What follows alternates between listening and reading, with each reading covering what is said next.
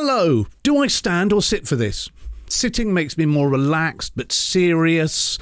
I'll stand and perform. So, on January the 31st, I was diagnosed with prostate cancer. I know. Ooh, yuck, horrid, nasty. My body's obviously paying me back for slovenly behaviour or for not eating beetroot.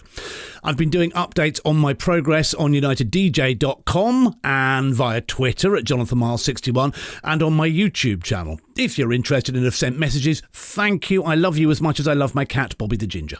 So just to backtrack, in November I had some skin tags off at the doctor's where I mentioned, as I had in the past, that I thought I was weeing out more than I was taking in. I'd been for blood tests before and had a PSA test before, but I was fine those times. This time, all different. Results day, and I'm at the doctor's, and when he viewed my PSA, this being a protein made in the prostate gland, where some of this PSA leaks into the blood and can therefore be measured, kind of a temperature gauge, I feel. Doctor said I was 5.3. Someone said to me at that point, I've seen PSAs far higher, you'll be fine. In hindsight. Anyway, results day, and the doc said, I won't put you through the indignity of donning the glove, when quite quickly they'll do it at the hospital. Nice of him, but not necessary. I mean, it's knees up, hold breath, close eyes, done, innit? No, it is, I can assure you. Next was the referral, where there was the actual meeting of the gloved finger, where we found my prostate was hard, and that I also had a hemorrhoid. Happy, happy, joy, joy! Anyway, at least the registrar was attractive and gentle. There was a God. So that was the first bit of the drama. And if you'd like to hear the MRI and biopsy tale which came next and all about the suppository dance and the aftermath, then it's available on my YouTube channel. And I tweeted a link to them on Twitter from JonathanMiles61. Plus, it's available on my January the 26th show on United DJs on Mixcloud too. God, I'm all over it, like the cancer on my prostate. You have to have humour. And so I was diagnosed and I have prostate cancer. Gleason 7, 4+3, PSA 5.3, T2 stage, and it's contained. Phew. Did I cry? Oh yes. But I was calm. Weird, I thought. But then it was contained, so dying hadn't been touched on. There's a little more on this on my Conscious Uncoupling audio blog if you're interested and have 9.5 minutes whilst nibbling on a biscuit. Again, YouTube, etc. And so, to the next bit. The day after the diagnosis, my sister arranged for me to speak to her neighbour's son, Michael, a fellow Sagittarius like me, who had had the full prostatectomy in September. There I was on the phone in the conservatory, looking at the squirrels foraging in the bird feeder. Do they not know it's for birds? Whilst Michael told me what it was like to wake up from the op. He was black down below, he said, with testicles like grapefruits, and when he walked, he felt like he had a sack of spuds down there. Well, there's something to look forward to along with incontinence. Although his friend had had the same thing recently and had precious little bruising. So, as people keep saying, everyone's experience will be kind of different. Anyway, Michael told me an edifying tale and how he dealt with a catheter. I can't wait to have a catheter strapped to my leg for probably a fortnight, which could kink. How would it not when you're thrashing around in bed dreaming of whatever it is? In my case, trying to chase a moving chocolate mountain. I really cannot wait for that experience. I also cannot wait to wear tenor lady pants either, where the slightest jiggle of my pelvis after the catheter is taken out could have whatever I have imbibed dribbling or gushing out with the speed I usually devour a large bar of fruit and nut with. Cannot wait! Other thoughts. If gushing or dribbling is the case, what happens at night? Do you feel you want to wee? Or just go?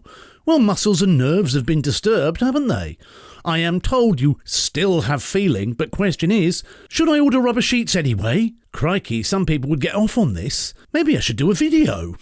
Michael told me an awful lot and said he wished he'd had someone who could have told him what to expect from his op and the after effects as well. He also said I'd need a toilet attachment to raise the original as I wouldn't want to sit low. Can one sit at all? That is the question. Oh yes, said the cancer nurse when I asked her opinion of Michael's conversation. You'll be fine. Judging her response by the response of the biopsy surgeon who said I'd have no symptoms at all after said biopsy, and I have not been able to sit comfortably since January the 18th or thereabouts, it's going to be an intense ride. But again, as I've been told, everyone is different. As Joan Rivers said of Jewish childbirth, knock me out at the first pain, wake me up when the hairdresser shows. Well, please wake me up in the summer in this case, when the bruising's gone, and attach something while I'm out to massage my penis so it regains life a little quicker, if it's going to at all, please. That's what I read you need to do, by the way, to make it live again. Thing is, I've always massaged it, thinking that it would keep the prostate healthy. Enjoyable massages they were too, but where the prostate is concerned, how wrong was I? Another man who'd been through it, but differently to Michael, is Dave, who's had brachytherapy. We spoke about that, and he is now recovering or recovered, and he wanted, you see, to still have a married life, which is why he chose that option. Any treatment has side effects, and trouble is, as I've been told, with any radiotherapy, which brachytherapy is, it is more difficult to do a full prostatectomy after you've had it. That's if the radiotherapy doesn't work or if the cancer returns. Which to choose? It's like a menu, only with no nice dessert. I have seemed, to myself at least, to be more concentrated on a non-working willy than I have the cancer. Am I mad? Well, the thought of pumping it up, as I've been told one can do, with something before one does anything interesting doesn't appeal. I mean, do I pump it at breakfast so it's ready for whenever I... What a hoo-ha! It's always been ready for me when I... Maybe... But not definitely, but probably it won't be again in my case, as I have since found that the cancer is nearish the nerves. Bollocks. Which may be swollen. I have to say, one way or another, I'd like to hang on to any married life I could have in the future, although in the short term, and maybe long term with me, as I've said, it is or will be affected by any treatment. Some say it won't work again, others say if it does work, you'll have a dry orgasm. How lovely! Maybe it'll emit smoke. God, ditch the mobile phone, use the penis to send messages. I want dinner. One way or the other, I am holding on to it for as long as possible, just in case Michael Bublé wants to love me long time at any point. The hospital told me to look at prostatecanceruk.org for any info I might want, and, well, there is a huge amount of pamphlets available at hospital too. I've got 'em. Have I read 'em? No. I've gone with the experiences of others over reading, although I flicked a few pages, it has to be said. Be silly not to. Can't beat the experience of someone who's been there, worn the surgical stockings, and is probably still wearing the nappies, though. By the way, I also read, because I'm a bit spiritual, that according to Louise Hay, very famous author, who wrote a much-renowned book called How to Heal Your Life, the prostate represents the masculine principle, mental fears weaken the masculinity, giving up, sexual pressure and guilt, belief in ageing. Well, mental fears are circulating, therefore my masculinity is diluting.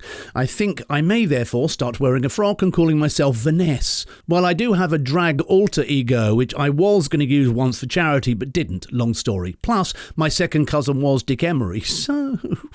As for guilt... Yes, probably. Oh God, I'm screwed. It's all a shock, though, to be serious. I mean, I feel a fraud, because thankfully, at least in my case, I have no symptoms, but people are offering advice and help, for which, again, thank you very much. It's all gone in and has whirled around. I even got a note from a lady in the Northeast who I once interviewed about her journey, and she sent me her books, which are called How I Said Bar to Cancer and Thrive, the Bar Guide to Wellness After Cancer. Stephanie Butland, Tar Lake Hinny. I feel like I'm in a bubble, you see, and I'm left wondering if there's anything else. Like what, they chorus, as if this isn't enough. Well, the trouble is, I keep thinking, do I value my life? Because I think more about losing the wankability than I do the cancer. But then I don't have symptoms, you see. Basically, I'm questioning myself times 4 about every thought and feeling. Oh, by the way, in the midst of processing and reading about treatment options, I had to see another doctor for my continuing soreness after the biopsy. Someone else who wanted to have a feel up the tunnel of doom. This time, he was not as gentle as the registrar. Was he stoking a fire or prodding a pudding mixture, I thought, as I lay there, knees bent, breath held, eyes shut, while he asked, "Does it hurt?" "Yes, it flaming hurts. Did you really need 3 stokes?" Sighs deeply simply shudders, moves on. No dignity. It's gone, like HMV Oxford Street. The furnace stoker diagnosed prostatitis due to an invasion of a foreign body. Not since the 80s, dear, I assure you. Again, I mentioned this. Will I have side effects? I asked the surgeon before the biopsy. No, nothing, he jovially responded. Liar, liar, pants on fire. What therefore will the robot-assisted laparoscopic prostatectomy be like for me? Sobs gently, reaches for gin. I walked out of the Stokers with antibiotics and bottom-calming suppositories. Well, I won't even go into trying to get one of those up when your muscles refuse to accept new borders. I've slathered arnica along me gooch, and now that a hemorrhoid has flared due to all the interested visitors, coconut and a drop of lavender around the entrance to calm too. Enough already, I know. Thank God for the donut cushion my parents have bought me. It's a talking point at restaurants at least. A prawn cocktail, sir, and I'll just adjust me cushion and tell you. Hang on. And so to Valentine's Day, where I met the professor of urology, who knows stuff and will be the one robotically operating on me when he ralps me with his £2 million machine, of which there are not many in the country, were I to decide to have the op. Robots is more precise, I'm told. Let's hope it doesn't take on a life of its own and try to do anything else when I'm under it being ralped. Anywho, the medical team have suggested, and I have thought and talked through the options and side effects, and drumroll please, brrr, sounded more like a dog gnawing on a bone. I've decided to have the full op, the radical prostatectomy, or to give it its full title, laparoscopic radical retropubic prostatectomy, RRP, or robot-assisted laparoscopic prostatectomy, RALP. See, that's where the RALP comes from. And I've decided mainly because then the cancer's gone, along with a working willy, but hey, I have the memories. If it were to come back, or not all of it was got, then at least I can have radiotherapy after. February the 14th. I shall remember you well, and not for lovely reasons either. The most romantic day, and I lose the ability to, well, you know. The prof, as I mentioned earlier, said that because it is near the nerves, it's unlikely in my case that my willy will function normally again, but that he'd see what he could do. Kind. He's a Libran, focused and in control. I've met them before. Don't be fooled by the lovely exterior of the Libran. They are calculating and all-knowing, but if that gets me a working willy, so be it. Poor prof, though, he didn't get my humour, especially when I suggested if it wasn't going to work, maybe he could make me lady parts when he was down there instead. He kind of laughed, but didn't really get it. Monday, March the 4th. I do not know if I want to meet you or not, but I will have to. Unless I run, which is unlikely with the state of my bum currently, as too much walking, and I'm pulling pained faces and limping, which at least covers the mincing, so I may look straight for the first time ever. But March the 4th is op day. In all this, I haven't mentioned work. It's the least of my worries, to be honest, although quite what the bank balance will look like soon, I dread to think. For some reason, I've left that on the back burner. I will say, were I still a freelance radio presenter, I don't know how I'd cope. Yes, I'm still ONT wireless, but not ruled by it. I currently work for Dixon's Carphone, or as you'll know it on the high street, Curry's, and they have been brilliant. My boss has said, you come first. Now they want to raise money in store for prostate cancer as well. Thank you for your support. And I'm going to say this, for the love and support I've had from all of my adorable colleagues. Mwah! I shall expect lots of hugs pre-March the 4th. One more thing, in the midst of all this, I've given up smoking. You heal better if you don't smoke. No smoking, no sex life. Might as well stop drinking too. What's left? Living, I think. Yes, I'll do some of that instead. I had the last cigarette on February the 16th, and so to vaping. A lot. I'm doing Salt Nic, 20 milligrams, which I think is equal to 6 milligrams of nicotine. I don't quite know about numbers, as I've said before. I don't know whether you can vape too much, but it's getting me through. I may now get fat and not have sex, but at least I'll be alive. That's what I keep being told. Okay, so where are the good times? I'm being good and eating my sprouts, honest. So that is that.